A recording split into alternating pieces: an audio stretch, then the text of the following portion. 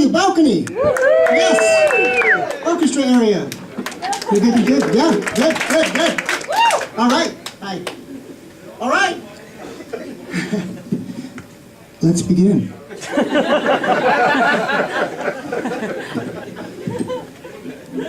My first poem is entitled Sears Auto Shop, 6 p.m.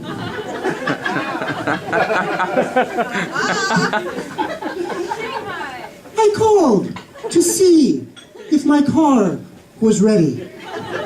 It wasn't.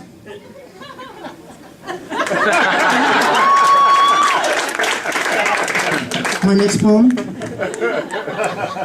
childhood memory number 38. Dad told Mom, when I get home from work, I expect dinner on the table and minimal conversation.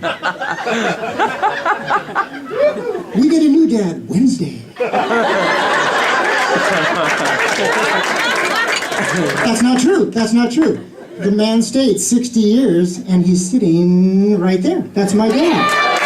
That's beef Aronin. And my mom rice Aronin, right there. It's 60 years. 60. I have 2 children. They're in their 20s now. People say, Howard Aronin. You're a poet. You have children. Do you have any poems about your children? I do not. They never moved me in any way whatsoever, not one time. All right, there's one poem, just one. This was 20 years ago, the birth of my son. It's called The Miracle of Childbirth. You a poet? You got a beret on me.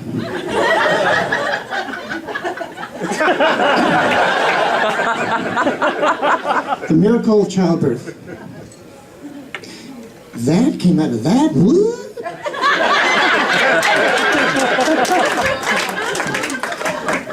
To support my poetry, the last 30 years, I have worked in the airline industry as a straight male flight attendant.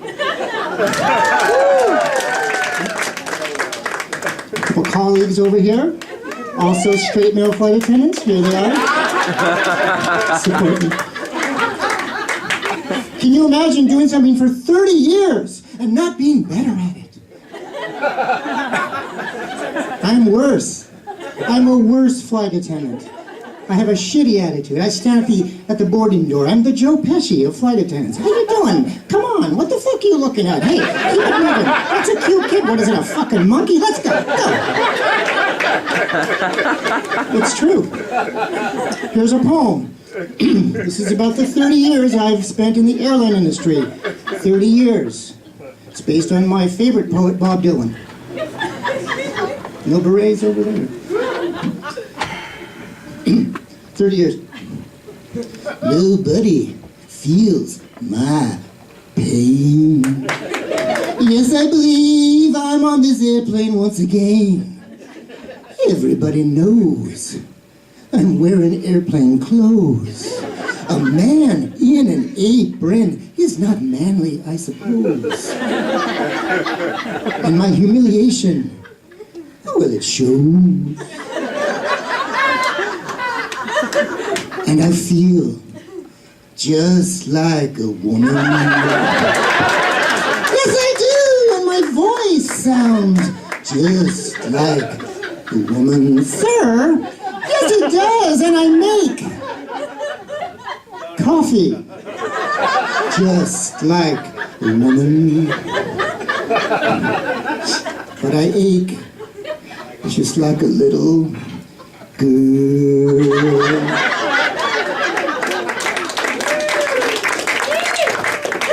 Colleagues, 30 years ago, we had a smoking section on the airplane. 30 years ago, smoking section. Who had to work there?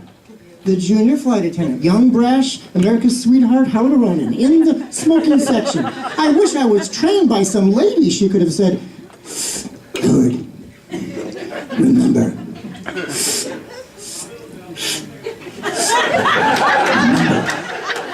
this is important. Rule number 1. When the ashtrays are full, You gotta empty them. That's it. That's the only rule. That's 30 years ago. I will close now to tell you what my least favorite thing about being a flight attendant is. What I hate the most. You'll agree with this. You will. You're done with your service and you're sitting in the back and people come to the back of the airplane and they're exercising. We hate that. I have 2 ways to remove people from the back of the airplane. 2 ways. Number 1, I stretch with them. I get right behind them and in their ear I say, stretchy, stretchy. And that usually will get them out of the back. And the second way, I'm not supposed to tell you the second way. My company forbids it. Can you keep a secret? The second way, we call the cockpit and we say, there's an asshole in the back of the plane. Can you turn on the seatbelt sign? So now you know. And you're probably thinking, next time you're on a flight and you're out back there and the seatbelt sign goes on, you're gonna say, am I the asshole? You might be. Thank you. Happy New Year. Clappers. I love clappers. Clappers, love clappers. Love clappers.